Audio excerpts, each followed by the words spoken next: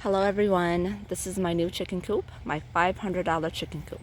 We upgraded from this little one that I bought for $130 from Amazon to our new one that me and my husband that we built for $500. Before I talk about the good and the bad, let's do a quick walkthrough of the chicken coop. So here's the side door, and here this is for me doing the deep letter method. So I purposely built it higher off the ground so I can have room for my wheelbarrow here on the side. And this is removable, and I use either you can use what is it called, the chicken feed bags or the rice bag right here. Yep. So I'm planning, so when I take it out I can just pull it out. It'll be easier. And the nesting box, I currently have them blocked off. Don't want the chickens going there yet. Right now they're 14 weeks. So with this being a new chicken coop, I want them to get used to sleeping and roosting on here and not on the ground or not hiding in the coops. The chickens have been in here for maybe about 2-3 days now. And again, this is low budget, $500. So it's not going to be your very pretty one. Initially I wanted trim around here, but it was going to cost more than $500, and the trim is just for, making it look pretty. It doesn't do anything for the chickens. So we did not put trim around it. We didn't have the budget for it. And for the windows here, these are just extra wood we had. I painted it white, so we put trim on there. There's a nesting box.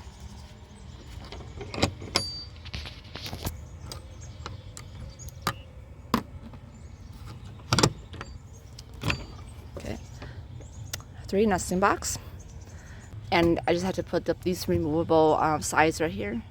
We had 3 nesting box here, and for the nesting box, I told my husband that I wanted it to open down like this, so that way it's easier for my kids to come and get eggs as well, rather than opening it from up here. So along with this chicken coop, we did not spend money on the shingles for the roofing. I initially wanted to buy I think steel, is that what they're called, the steel roofing, but that actually was kind of expensive. So we were able to find free shingles on the Facebook marketplace, so that's what we use, to save money. And we use OSB. So these are OSB. We use OSB and 2x4, and with shingles on top. So, and then I do have my automatic chicken door opener that we have in here.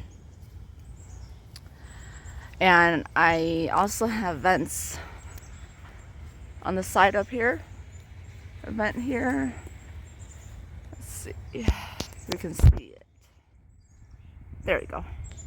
And vent in the back. So vent from the side here, vent in the back.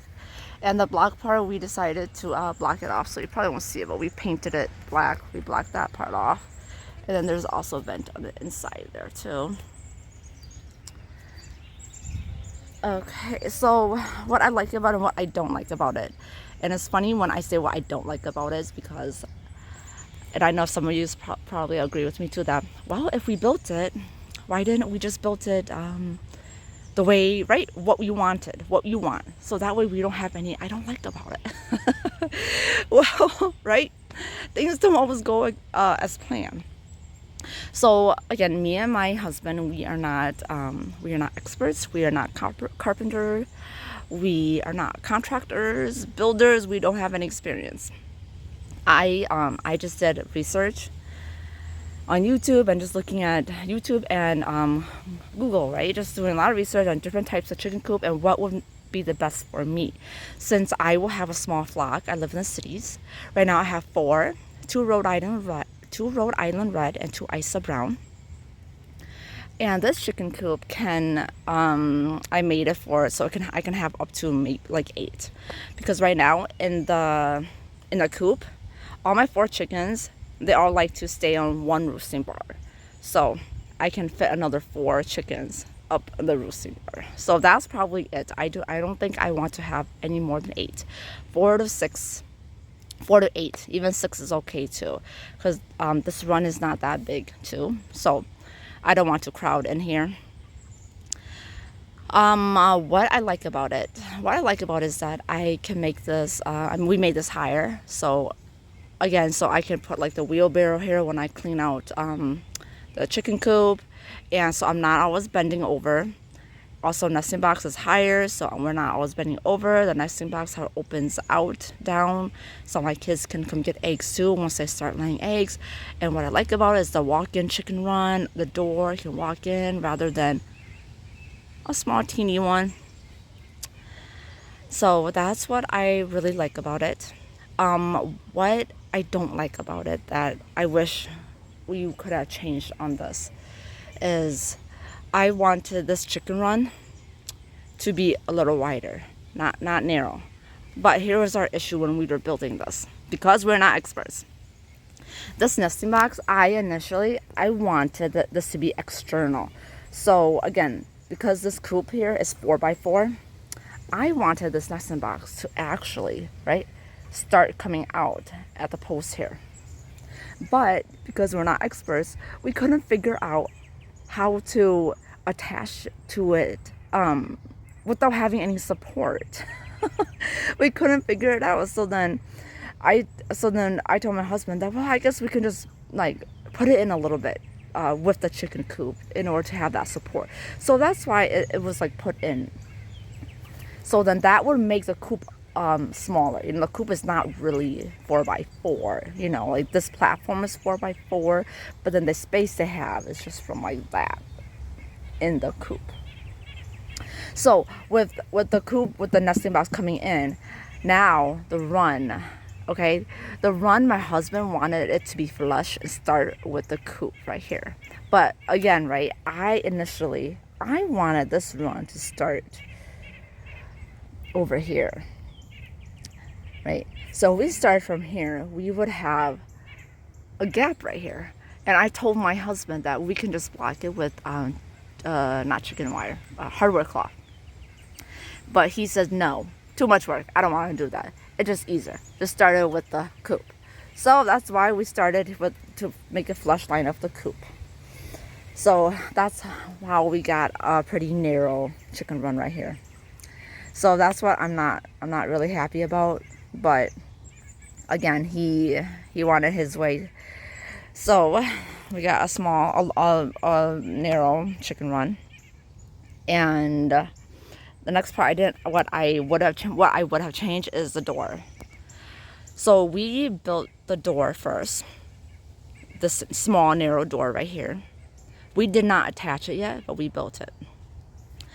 And then as I was going around the chicken run, I realized that, well, since the run here is narrow, it makes sense to actually have the door right here, because then it's wider and it's better to open. It just has more space. Like, let's put the chicken door here. I think this makes sense to be the chicken door more instead of on the side where it's really small and narrow. But my husband said, no, we rebuilt the door, so we're gonna keep it here. I don't want to build another door. So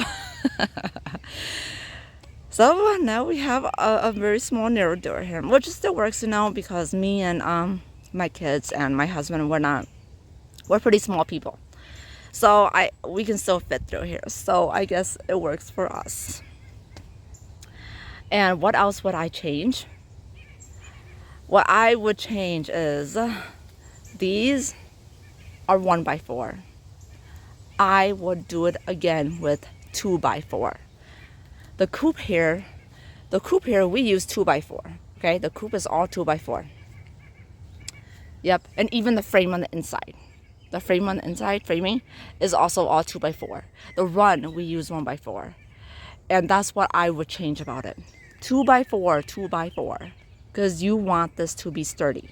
Okay? Right now it is pretty sturdy because we did, screw everything in. So, again, it is sturdy, you know. It is sturdy. It's not going to go anywhere. but to just be safer, right? To be safer, stronger. Oh, okay, safer and stronger.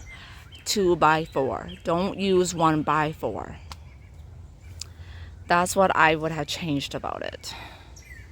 Yep, you see how these, we also use 1x4, because why did we go with 1x4? Because it was cheaper. Because it was cheaper. But again, my husband being just him as well, I told him that if 1x4 are just kind of weak, right? Let's just go with 2x4. And he said, no, it should work. It should be fine. I think we'll be fine. So we use 1x4 for the chicken run. Okay, that's what I would have done over. 2x4. Use 2x4. You want this chicken coop to be strong, right? You don't want it going anywhere with a bear. You don't want it going anywhere with storms and with tornadoes where we live. So yes, I think those are, so far, I think that's all I can say about what I don't really like about it and what I would change. Oh yes, so with 500 budget, yes, this includes all the wood, all the screws, nails, hinges, paint, paintbrushes, windows, yep, all the wood, and hardware cloth. That's all, yep, everything. We did this for 500. So this does not include your saws, your circular saw, or your nail gun, yeah, or any of that. So we do not have a nail gun, so we did use the drill, the screws for majority everything. And then some of them we did have to use the old-fashioned hammer and nail. Like when my husband was trying to, was putting up the OSB. Yes, he did use a nail and hammer because we didn't want to use a screw, because screw kind of cracks and it kind of just breaks up, you know, when you're screwing in. So we did go with old-fashioned hammer and nail. So if you do not have, yep, saw or nail gun or something like that, you can, right? You can do it the old-fashioned way of just using a handsaw, but it's just going to take a lot of time. So if you're planning on going to buy a handsaw or going to buy a circular saw, right? Those machine saw, going to buy a nail gun, going to buy the stapler, the shooting stapler, you know. If you're going to plan to do all of that, then yeah, this is definitely going to cost more than 500. But this again is just material list, just for the wood, right? All the hinges, the windows, yep, wood, yep, all of that, you know. So again, I got the shingles for free, so I saved money on that. Well, I would have liked it if we got the steel roofing, but those were expensive. So again, for $500, is this worth it? Do I love it? Do I like it? Yes, definitely. Way much better. Way much better than the small little one. Way much better. $500 and I can do this. We did this. Yes, totally worth it. Because if you look online, right, for those chicken coops that are really nice, similar to this, right, but are built like professionally and really nice, you're looking at 1,000 or more. You're not going to find anything for under 1,000. For under 1,000, you're getting these little ones, and the ones that are just a little bit bigger than this, but they're like from Tractor Supply. Yeah, that's what you're getting. You know, you're not gonna be able to find something like this for under 1,000. So for $500, was this worth it? Yes, totally worth it. Yep, I think that's it. Any questions, you guys can leave in the comments. Yeah, thank you for watching.